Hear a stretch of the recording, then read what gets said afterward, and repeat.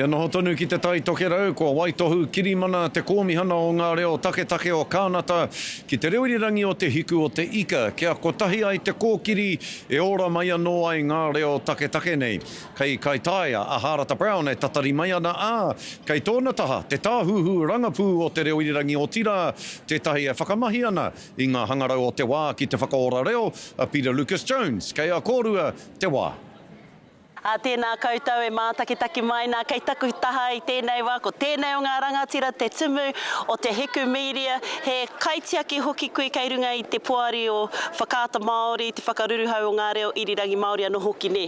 Nō reira he mūmu reo koe mo te ao pāpāho Māori, engari kātahi anō kātau tētahi tira motuhake ki konei ki roto o Kaitaia, ki tēnei kura o Pukemiro, whakamāramahia mai Peter Lucas Jones, he aha te kaupapa o tēnei rā. I haere mai te kaikomihana o ngā reo take o kānata ki te tūtaki ki ngā iwi no tēnei kāinga o Kaitaia, ka mutu i haere mai hoki ki te haina i tētahi whakaaetanga.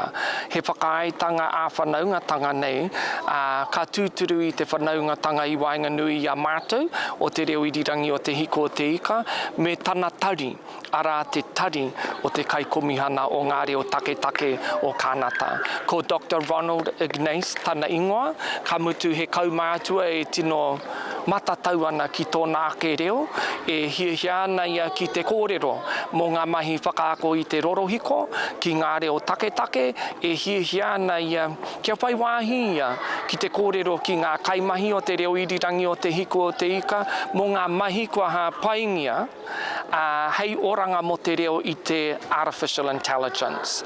Nā reira, koia tēnā ko te tino o tō rātou haerenga mai ki konei, ki Kaitaia, me tō rātou tino hiahia kia puta mai mo tō rātou reo take, me ngā reo take katoa o tērā taha o te ao. E hara i te mea, he city, tēnei taone o Kaitaia. He wāhi kāinga kipa i te Māori engari, mehe mea ka aro ki te taumata o te whakaako i te rorohiko me pēhea te kōrero. Ko koutou kei te taumata tike o ngā reo take o te ao. He hai pērā ai e aha ana koutou? Ka mutu ki taku nei whakaaro i pērā ai no te mātatorutanga o ngā kuia me ngā kaumātua i konei. I tino mātau ana ki te reo kōrero, ka mutu i nā whakaaro tātou ki te data science, i nā horekau he raraunga, horekau he data science. Nā reira, ko te mana raraunga ara te data sovereignty, tētahi o ngā kaupapa tino nui. E toru ngā wāhanga o tēnei momo mahi, tuatahi ko te compute, tuarua ko te data, tuatoru ko te algorithms.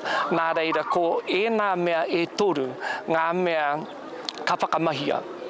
Ka whakamahia e puta pai ai ngā hua e hiahia tia ana. Kia mahi hoki e nei mahi i roto i ngā āhuaranga ko whakatakotohia e te iwi. He mahi a iwi, te mahi a ngā reo irirangi Māori. Nō reira, aha koe e hara tēnei i te taone tino nui, pēnei i ākarana, pēnā i pōneke, ko te pai o te hua e puta ana i ngā ringa raupā, he tohu i te rangatiratanga e hiahia tia ana, e hara mō mātou anake, engari mō tātou katoa. Kia riro tonu ia tātou te mana me te tapu o te reo. Me te mea no hoki tai mai tētahi tira, hara i te mea ka noho nahi anō ki konei ki Pukemiro, nō reira haere ana koutou ki hea e pita? Pōpō, ka haere atu tēnei rōpū ki te kāinga o te kao.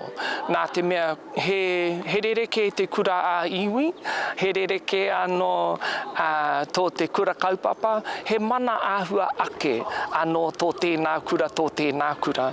Ka hiahia hoki rātou ki te titiro ki ngā mahi a ngā reo irirangi Māori, me te kaha o te iwi whānui ki te whakamahi i te reo irirangi hei kawe, i ngā kaupapa o te wā, hei whakātu hoki i o rātou whakaaro ki te hunga ka whakarongo. Nā te mea he data hoki tēnā. He data hoki tēnā, e puta mai ana i ngā mahi reo irirangi marunga i te kaha o ngā iarere. Nā reira āpōpō, koia ēnā ko ētahi o ngā mea kamahia, ka hāpaingia e tēnei rōpū manuhiri, ka haere mai i kānata. Peter Lucas Jones, tumu o te reo irirangi o te hiku media, tēnā koe.